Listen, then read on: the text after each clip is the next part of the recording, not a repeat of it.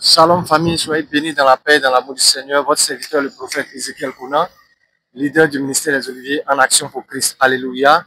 Allons à Christ pour une vie victorieuse. Alléluia.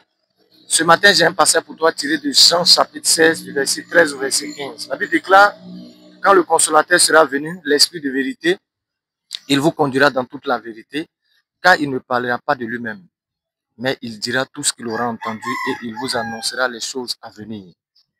Il me glorifiera au verset 14 parce qu'il prendra de ce qui est à moi et vous l'annoncera. Tout ce que le Père a est à moi et c'est pourquoi j'ai dit qu'il prendra de ce qui est à moi et il vous l'annoncera. Alléluia. Lorsque nous lisons ce passage, il y a une chose qui attire notre attention, c'est que le Saint-Esprit est appelé le consolateur et ensuite il est appelé l'Esprit de vérité. Alléluia. Et la Bible dit qu'il nous conduira dans la vérité. Lorsque nous lisons ce passage, nous pouvons dégager quelques pistes, alléluia, sur lesquelles nous pouvons réfléchir. Comment est-ce que le Saint-Esprit nous conduit dans la vérité? C'est-à-dire, lorsque nous poussons la révélation, nous nous rendons compte d'une chose, c'est que la vie de l'être humain sur la terre est comme un véhicule. Et l'image d'un véhicule, alléluia, si je peux m'exprimer ainsi. Chacun est le conducteur de sa vie et la vie de chacun est le véhicule.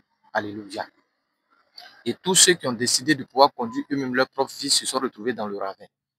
Parce que le chemin, il est long et nous ne connaissons pas le chemin. Alléluia. C'est pourquoi Jésus a dit, je suis le chemin, la vérité et la vie. Alléluia. Étant sur la terre des hommes, nous marchons sur un chemin.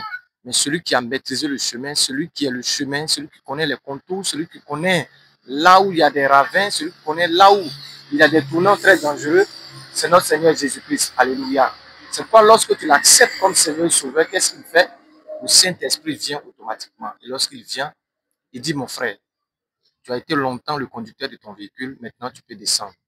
Va t'asseoir côté passager parce que moi, le Saint-Esprit, je vais commencer à conduire. C'est pourquoi l'apôtre Paul pouvait dire quelque part, si je vis, ce n'est plus moi qui vis, mais c'est Christ qui vit en moi. Alléluia. Tu dois comprendre en tant qu'enfant de Dieu que celui qui est le conducteur de ta vie, c'est le Saint-Esprit. Si tu veux arriver à bon port, il faut que tu laisses le Saint-Esprit conduire ta vie. Alléluia. Nous avons vu l'histoire du serviteur de Dieu, Jonas.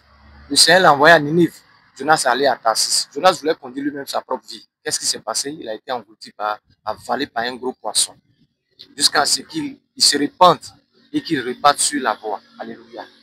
Tout simplement pour dire à quelqu'un ce matin, si aujourd'hui certaines expériences que tu vis sont désastreuses dans ta vie, n'accuse personne. C'est parce que tu as voulu toi-même conduire ta vie. Ce matin, je vais t'inviter à dire, Saint-Esprit, viens conduire ma vie. Viens diriger ma vie parce que sans toi, je ne peux rien. Sans toi, je ne peux rien accomplir. Alléluia. Cette exhortation ce matin est pour quelqu'un. Et pour quelqu'un, pour simplement te dire que c'est l'Esprit de Dieu qui pourra lui seul te montrer la véritable voie. Il te conduira vers la vérité. Il te conduira vers la vie.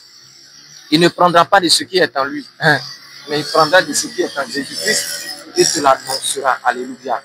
C'est pourquoi je vais t'encourager ce matin à laisser le Saint-Esprit te diriger, te conduire. Que Dieu te bénisse et que sa faveur demeure sur ta vie. Si cet enseignement t'a fait du bien, bien aimé, alléluia, abonne-toi à ma page et partage cette vidéo pour que cette vidéo puisse faire du bien à beaucoup de personnes. Que Dieu te bénisse et que sa paix demeure sur ta vie et celle de ta famille au nom de notre Seigneur et Sauveur Jésus-Christ. Amen.